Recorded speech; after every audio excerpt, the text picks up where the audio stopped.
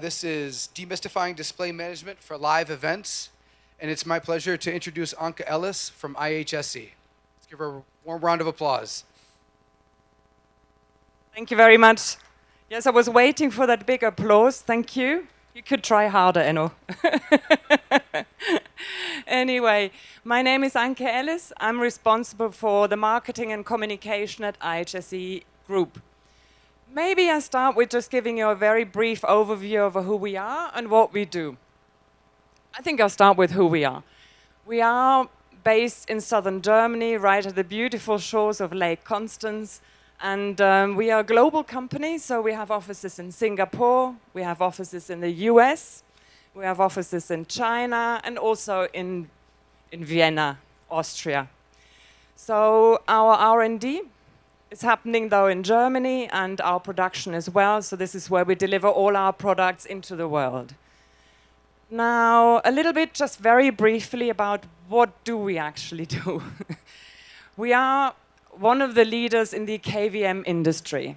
KVM, you all know what KVM means. It stands for Keyboard, Video, Mouse.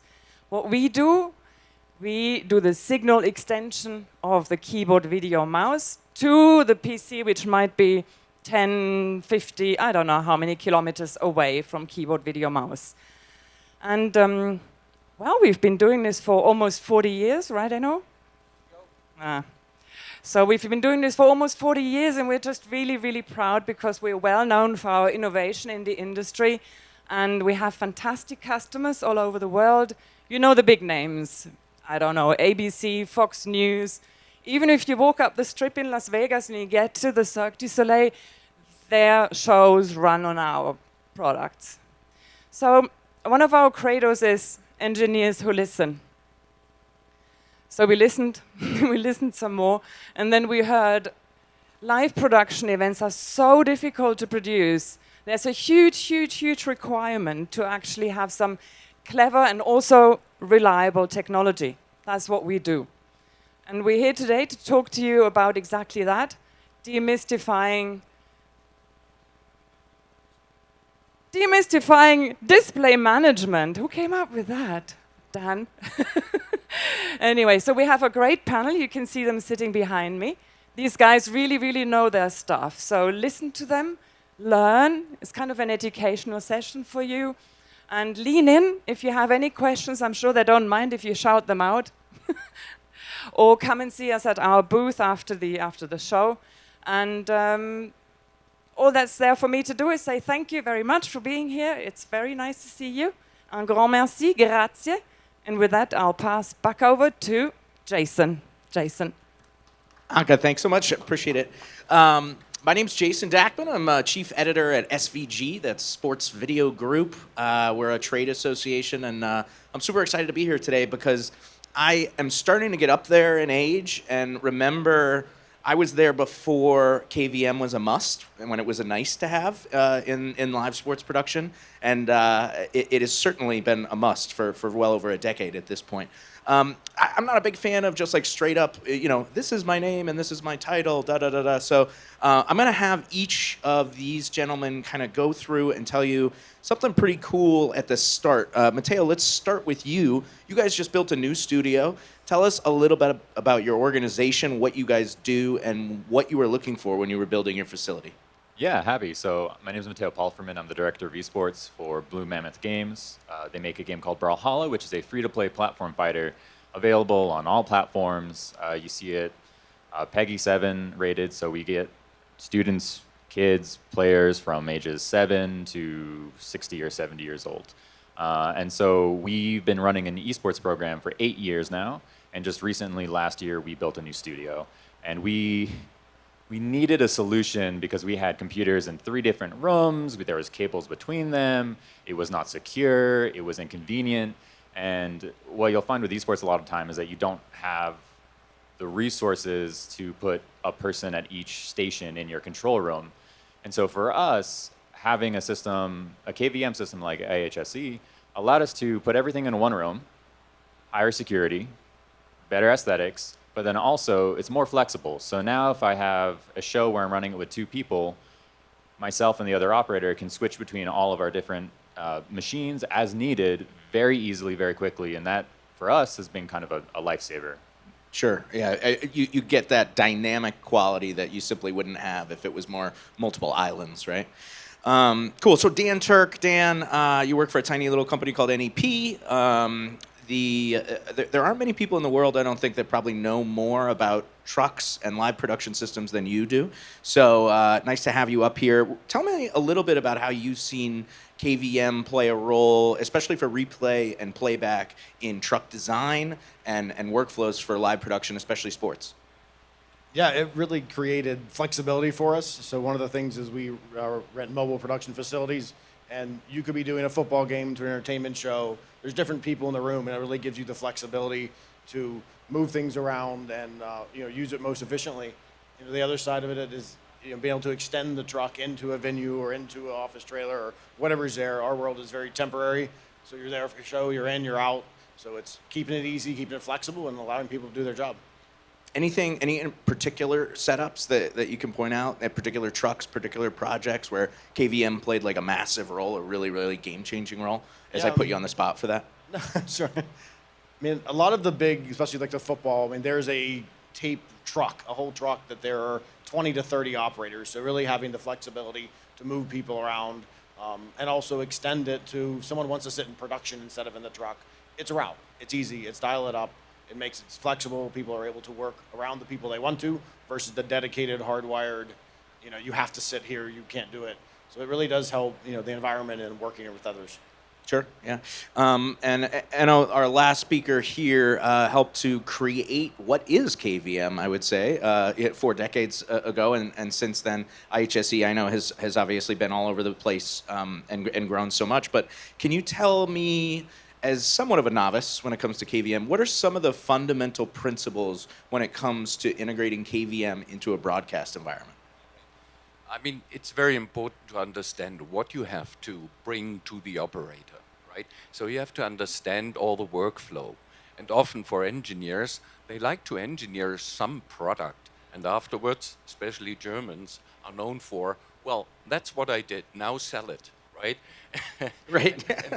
and we had to learn, right? We came here especially and talked to the people, talked to the integrators, talked to the guys like EVS, VSRT, and so on, understand their workflow and come up with the extension of the signals they needed in order to operate their gear, right? And if we talk a minute about EVS, I mean, it's perfect technology, but it's damn expensive, right? So you want to economize on the use of those machines, right?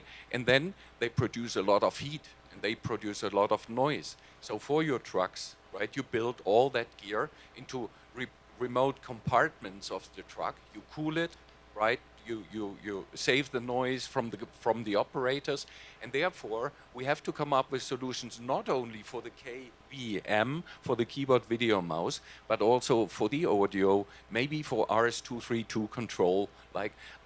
All that you only learn by talking to the people, listening to what's their needs, and that's what we do now quite successfully for the 40 years we're in the market. Sure, yeah. And again, it wasn't that long ago where it was like, I guess I'll do KVM, just to streamline some things. And now I don't think there's really a live production setup or facility that's built without it. So that's been one of the more interesting evolutions. And I'm an objective observer, so I promise I'm not just like blowing smoke at them. Let's kind of talk about how KVM does make you more efficient. Matteo, why don't we start with you? Anything specific, and you kind of talked about it in your opening comments, but that KVM has allowed you to do that's made your team more productive, more efficient, and maybe saving on some costs even? Yeah, so a lot of the shows I run by myself. Sure. So before, in my little room with 5 setups, all the normal ones you'd expect, tape, graphics, TD, whatever, I would literally sit down, do one thing, get up, run over, do another thing, get up, run over, and I would do that for an hour. And then the next time we have a show, I do that for another hour. And that's not an efficient workflow. It's not good. There was a time we were parsecing locally to other machines, but that also has its flaws as well. Sure. And so now I can have one station when I'm doing these solo shows, and I can switch between every station as needed. And I also have the additional USB I/O, which has been really helpful. I run a Stream Deck, we run Companion, and finding areas where we can automate things to simplify what would be cooler if you had multiple people to do it, but you don't, you have one or two people, has been very helpful. And so being able to have just the control surfaces where I need them, right? Keyboard, mouse, Stream Deck, maybe a USB headset or another USB peripheral, that's been really helpful. Sure. So from one end of the spectrum, a one-man band running on a Stream Deck to get out to viewers, essentially, to the other side, Deanne, just massive, huge facilities that can often encompass multiple mobile units or multiple locations if we're talking about a fixed facility. How has KVM impacted you guys, made you more efficient, especially when it comes to things like replay, graphics, that type of stuff? Yeah, it really goes back to, kind of having the operators sit where they want, be flexible. I mean, even also the quality that IHS brings us. You can do remote desktop and some of those things, and yeah, it works, it's fine, but you really want to do that all day long. Having the high quality, having the flexibility, with their Draco software of the quick keys and, and the graphics guy, and, some of it's even into redundancy. So you want to have a third graphics box, and it's an easy, quick, hot key to get to versus having to do something. But if you're on the air and have a situation like that, it really does make it easier. And flexibility is really Right. I can make any position anywhere. We try to build user stations that, yeah, it's normally a tape room or this is normally production, but there's plenty of times we'll take a normal truck and go to an esports game, and rooms are completely different. They're used for different things, and it really does go to flexibility. I think that's maybe one of the biggest sort of transformative things that has happened in truck design over the last 5 years is the user station aspect, right? I mean, again, 10 years ago, you had the replay room, and that's what that room did, and everything else. Now, especially with some of these larger, units like SSCBS and the larger trucks that you guys run, you can put anybody anywhere, and KVM is a big part of that, right?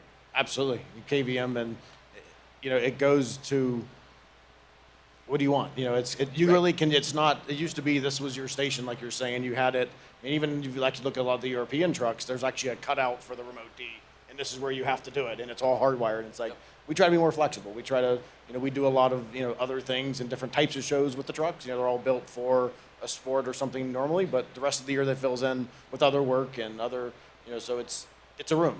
Sure. Yeah. And as the rise of IP comes, KVM has just become more important. We'll talk more about that in a sec. But in your opinion, since you were at the the very early KVM within a broadcast environment days to where we are now, where it's ubiquitous, how has its role evolved, and what are some of the, you kind of said in your opening comments, but some of those key pillars of how it makes people more efficient, more robust, and potential cost savings?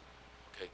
I mean, we had to learn a lot about what signals to extend. I already talked about it. So originally it was about keyboard, video, mouse, and there were more signals to extend because the applications require more than that, special input-output devices, audio, whatever.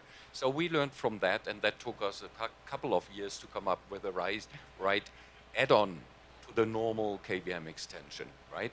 Then the number of sources required for special events. I mean, we learned from NEP and Game Creek and others, we learned that you tie together several trucks, right? If there's a large event, you can't get along with one truck, right? And now extension is as its best because we could tie together the trucks with like a dark fiber thing, and you could use and economize on the gear that you had in one truck and use it in the other truck and Right. vice versa. And you have like a master truck, right? Very nice one with a bar and all this. And you have a number of screens there. And these guys who are the directors of the scene, right? They want to know what's been played out. And you can share all the information that you have on our KVM matrix, right? You can share it to multiple places, right?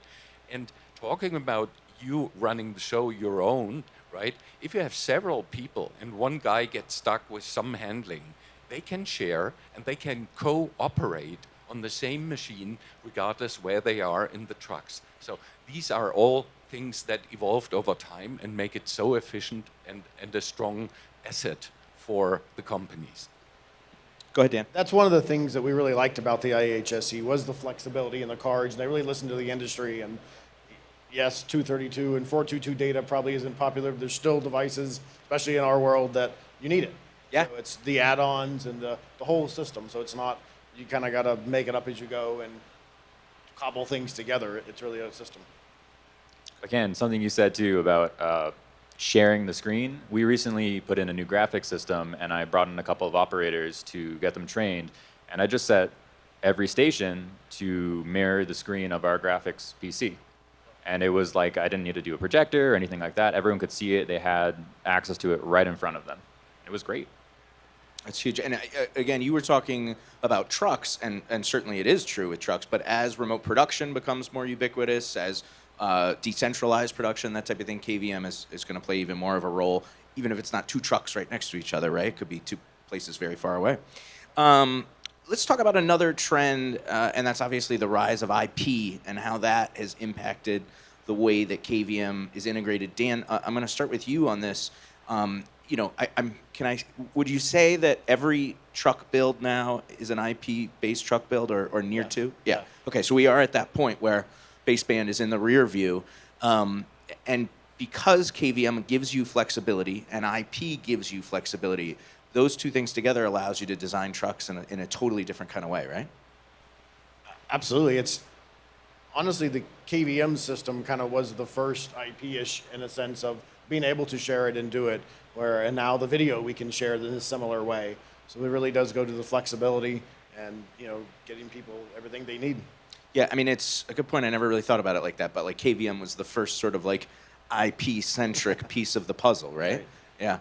Again, how do you view, as the entire industry starts moving towards IP, how does that impact the way that you guys run your business?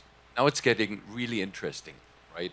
Because we were so successful on our proprietary KVM because IP couldn't do it.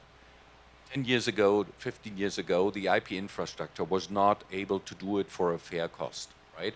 And so we did our own kind of IP thing. We built our own matrix, which is great because our matrix pretty simple, right? It's pretty simple, and that's why it's so reliable, right? So we were successful setting up a very simple, very reliable system that was available at any point in time. It was more available than your computers, your sources, right? So that was very strong, and there's always a danger to that kind of success because we tend to stay on this technology, right? And so what we did 2 years ago, we bought an outright KVM over IP company out of Austria, right? Good opportunity to go to Vienna, by the way. Yeah.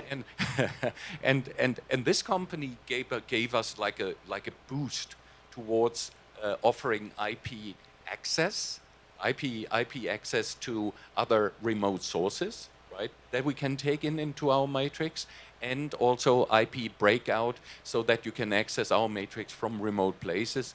And the newest, latest, hottest thing that we offer is a front end, which is a software-based application. So you can have your normal computer at any kind of IP access, and then you can open a session that goes back safely through a kind of a tunnel, IP tunnel to our matrix, and you can see in a window you can open sessions on the KVM, and I think that's something which is really hot, which even goes beyond a hardware-based KVM over IP. It will give you even more flexibility, and there will be a model almost like the thin clients that you might see around, where you have a lot of like the clients will be available just for free, right? Right. You just license the sources that you go with, and that will be a big thing in the future, and we're right there here at our booth with that technology. Yeah, I mean, Matteo, that kind of solution would seem right down your alley, right? Yeah, well, right now for our remote operators, we're doing this weird blend of Parsec and some of these USB tunneling softwares that work most of the time, and then sometimes they don't work, and then you got to restart the whole computer, and your mid-show and your replay, your tape, your playback is offline for a few minutes, which is obviously kind of Not great. not great. And so something like that would be a wonderful solution for us because we do, right? My regular operator who does my replays, he has a Stream Deck and he has a USB MIDI controller, and that's how he handles and interfaces with the system. And that works great when it works, and then it doesn't when it stops working.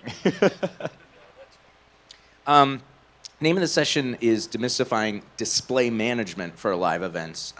So let's kind of talk about how KVM has expanded beyond, I don't want to say niche, but a very specific role within a production ecosystem into this display management.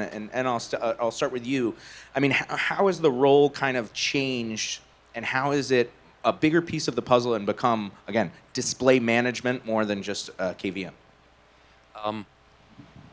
When we started out, everybody had one screen, right? There was one screen, and you transmitted one stream from any CPU, right? You could switch between the CPUs. You had one monitor. You had one keyboard and mouse set, and so forth, right?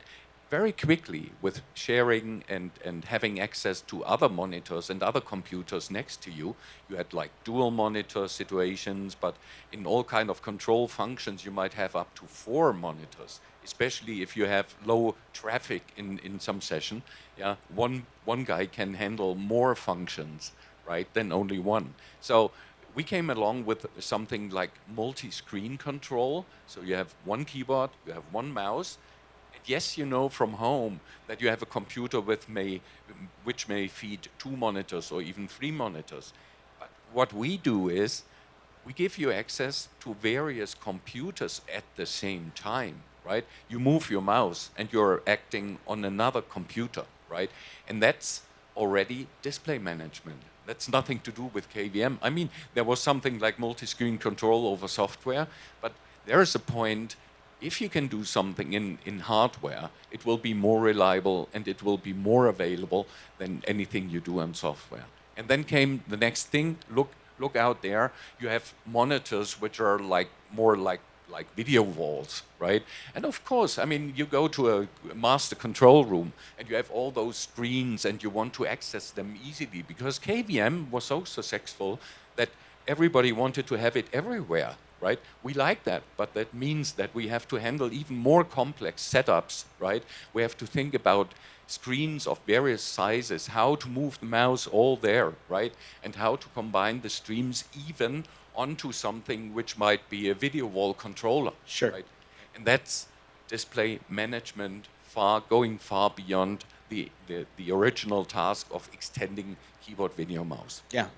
Dan, I don't want to get into semantics here of display management versus KVM, but for you, I would think that when KVM became part of the equation, it was used for one specific task within the truck, but whether that be graphics replay. So I think I'm right in saying that whether it's your multi-viewer, whether it's your graphics, whether it's your replay, everything has some piece of KVM at this point. How has that changed things for you in the way that you guys build trucks?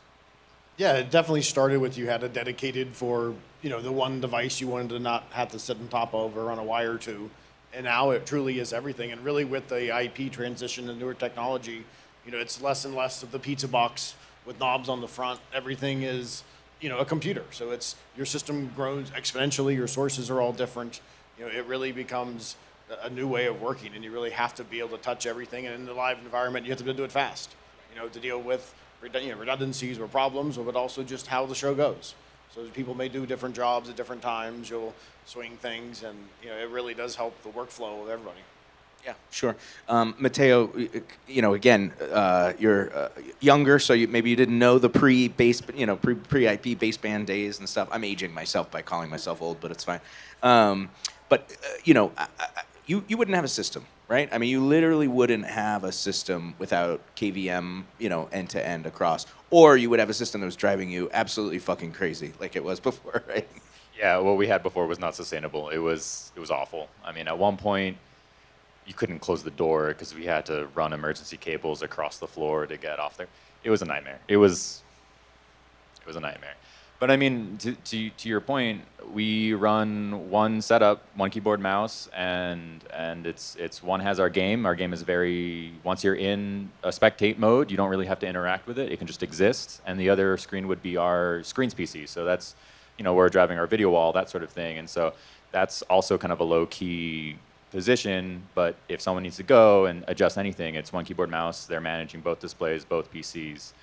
And then also, I like that with this, we have a software where I can go in, and if I need to change something, I can go. It's a click and drag and drop, or a drop through a menu, and I can, I can change any display to be any other display, or share control across multiple machines, and that's been lovely. What we did before was terrible. It was it was just it was the dark days. Not great. Not great. I want to get back to remote production for a sec, and Dan, I'll go back to you on this one. NEP is not a truck company anymore, right? I mean, yes, of course, you make a lot of trucks, and there's a lot of trucks, but NEP is a solutions provider, or however you guys phrase it.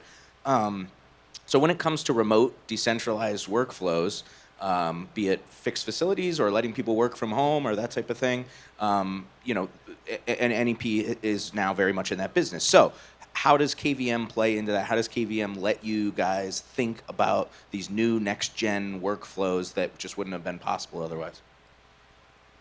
Yeah, a lot of it, as the equipment had kind of changed, the workflow has changed, and there's the hardware KVM. It used to be there was kind of the Gen 1 KVM. There was a hard wire and there's a patch field, and you would patch it. Now with the Matrix, being able to recall things is an important part. So as people do different jobs, you can recall a whole system. You can bring them in, but really the IHSE, that KVM is the high quality, in-band, stuff that's working there. And it's as the technology's changing, we're doing more and more of, hey, we already have this IP network, and it's going from Dallas to LA or New York or wherever, and let's push it all across that. We don't have to have a separate path or have another system over there and talk data. It's let's do it right and do it, so it's good quality and it's usable. Yeah, I mean, I just visited the MLS studios in New York that you guys set up, and it's amazing how different that build is because of KVM and because of the various workflows that there are. But if you were to try to do that, essentially these guys built the entire MLS broadcast infrastructure for Apple, the new MLS season pass. And again, it's spread across multiple cities all across the country. And if you were in old school baseband days, it's not something you would even consider. So I think it's a great example of sort of how far we've come. Yeah, it allows you to interact more. Before you were, okay, you did your thing here, it may go there, but it's very separate. Now it's more integrated and it's part of the big solution. Sure, yeah. And I know you mentioned it before, but can you expand a little bit about how you see remote production playing into all this, and how KVM is an enabler of REMI and decentralized production? We have seen IP access to sources over the past years, and the first step was actually that you remote the cameras in a way, right? So you take the camera stream in, right, in a truck, and you can operate there at the stadium, for example. But some companies already take the camera pictures and have a dark fiber and bring them back into their normal production studios, right? I happened to be in Shanghai just before NAB, and Tencent, Riot Games joint venture, right? They had the semifinals for the League of Legends in the Mercedes-Benz Arena, right? And they had nothing there. They had just had the cameras, and they had remoted them through a dark fiber into their production building. And I was able to see how they did the final testing, right, with all their gear there, right? So that doesn't affect us in the first place, right? Because in the first place, all the sources come again into the production facility, and there you have your standard KVM technology, right? But in order to have an ad hoc accessibility to the KVM, our original technology is very rigid. It makes it very reliable. It's always there. It's available and whatever.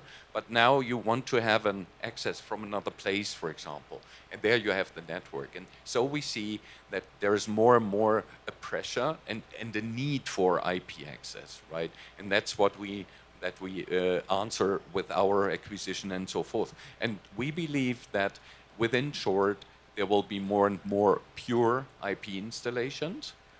And still, if you have the opportunity to do a structured cabling, it's still worth it to go for a kind of a proprietary system and expand it with that IP gateway stuff that we offer. So that's a good mix for the time now. Yeah, absolutely. I mean, you mentioned Riot Games, and they're just about as advanced as it gets when it comes to Remy and at-home production. They're the World Championship that was in San Francisco in November. I believe that they did not have a truck on site for they had a truck on site, but it was for the IMAG, the in-venue stuff, and the opening ceremonies. But in terms of the actual broadcast, everything was remote. And again, we're talking about IP and KVM making that possible. We're running a little low on time. If anybody has any questions, feel free to throw them out. But I wanted to get to this as well. I'll go right back, and then we'll come back down the line. 4K, HDR, wide color gamut. Obviously we're seeing, frame rate as well. High frame rate just makes everything a little bit more challenging, a lot more challenging, much more so in a baseband world than in an IP world. But and tell me how that impacts. Does it impact the KVM ecosystem when, especially if you're dealing with multiple resolutions within a single production? Does it impact what you guys do, and are you able to make life easier for the user? I mean, we try hard, and we are not bad at making life easier. But of course, it's a lot of development, right? Every change, because we don't transmit, we're not a video cable. I mean, we're not, right? We're transferring or transcoding the data into our proprietary protocol, and then we're coded back and play it out, right? So we have to totally understand what changes with HDR, with high frame rate and so forth. And guys, I mean, we're talking about sustainability. I mean, a 4K image is at least twice the energy that you have with a normal HD image, right? And that's getting worse if you have higher frame rate and all the devices heat up and so on. So we have a challenge to have our boxes at the workplace still go without a fan, right? Because we have to get away with much more heat from the device as we decode all the data, right? And there we have to think about our protocol, and I believe that protocol will be more like an open standard in the future, right? When we joined the broadcast community, there was SDI, but the computers were like HDMI and so forth, and so we could keep that apart, right? There's a video workflow, and there is a handling of all this, right? But now what comes is things like JPEG access, right? Sure. Yep. From SDI to SD2110 and 2110 to transport all this. I mean, it's like 20 gig, 25 gig, 50 gig if you want to talk about uncompressed transmission, right? And that's why we teamed up with Fraunhofer, one of the creators of JPEG XS, and we do the hardware encoding and decoding right now. And so we will move as a company to a JPEG XS based transmission, which gives you a 1:10, 1:16 compression, right? With a very high quality, and it's exactly the same that you will use for your video transport, right? So we're much more compatible with all that in the future. Sure. All right. A little peek into the roadmap for IHSE. There you go. Dan, 1080p HDR has become extremely popular. Obviously, with high-speed cameras that are licensed at different frame rates, you have to deal with different frame rates. The truck environment is much more complex in terms of multiple formats and higher resolution formats. Does KVM make your life easier when dealing in those types of environments? Just, again, it probably goes back to the flexibility, right? Yeah, it goes back to the flexibility and the user interface. I mean, really all on the video side, it kind of still was separate, where the KVM really is the user integration to it. The video is separate. But I mean, as the technology brings it to be able to take one dark fiber and bring the video, the audio, the data, and the KVM, and not having to do discrete fibers just for the KVM like we are now, I think is definitely where we're all looking for, and be great. Yeah, absolutely. Matteo, you have the added issue of gamers wanting to play in 240 megahertz sometimes, and it's beyond the 4K HDR conversation we're having, but that is also something that I'm sure impacts you. How are you dealing with all that? I mean, these are some massive fat feeds of video, right? Yeah, we're not.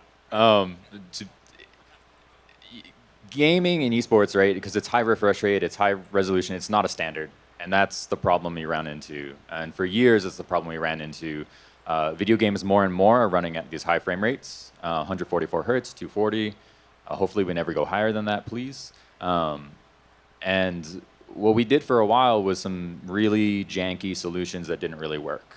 Now, if you imagine a 5v5 competition, 240 hertz, you're able to run a KVM for each of those, low latency, right? Have someone backstage be able to manage all those PCs, so you don't have to worry about the players or the competitors messing with things or doing the things, or if someone goes wrong, you have a tech guy who can just fix it, right? But it's a challenge, and it's a challenge that esports is going to see from grassroots with new fighting games coming out and being pushed to being on PC on high refresh rates, all the way up to the top to the kind of your S tier League of Legends style games. Sure. Yeah. It's rough. Yeah, and there's going to be a lot of learning, though. Every challenge creates an opportunity. Okay. Just to follow up on that, 240 hertz, right? First time we heard about it, we were wondering whether that works, right? But then we took one of our 4K 60 extenders and it worked out of the box, right? Because 4K 60 is just the same like 1K 240, right? So simple life can be. Now you have a workflow which is based on 60 hertz in broadcasting, right? Handling all the data, doing add-ons, whatever, right? How do you get the 60 hertz out to your broadcast studio, right? And now comes a funny point. You have a computer and you think, well, the computer can do all that. No, it can't. It plays out 240 hertz and that's it, right? So you can play out like 240 hertz and 60 hertz and whatever, right? That does the KVM for you all of a sudden, right? We take the 240 hertz in, we play it out to the gamer who can handle it with low latency and play there, but we can share that data in 240 hertz into the training room and whatever, and we can play it out at 60 hertz right away into your studio, right? And there comes an additional benefit. So it's no more about KVM. It's so much about handling video signals and audio signals and whatever, and there we are to help. Yeah, sure. Dan. The gaming world is where it all kind of collides because instead of a camera, we have the observer computers that, is basically people walking around and that's your video form. So you have to really bring the, KVM user interface to the video world. Right, yeah. The observer mentality within an esports production lends itself to KVM, because it's inherently, a data feed out of a computer, right? All right, well, we are almost out of time, but we got one last lightning round question. Lightning round question. There we go. Okay, in 30 seconds or less, give me one prediction on where you see KVM and display management technology headed in the next 12 to 18 months. 30 seconds, Matteo, and I will cut you off. Okay. Bigger matrices, more IP access, more software. Perfect. Dan. I see it all going part of the IP, so it's one switch. It's all integrated for us. It's not this separate system. Close us out, Enno. And we add to that the handling of video walls concurrently with the single workspaces. Sure. Gentlemen, thank you so much for taking the time. Thanks, everybody else. I hope you got a nice rest for your feet and got a little bit of information as well. Have a great show.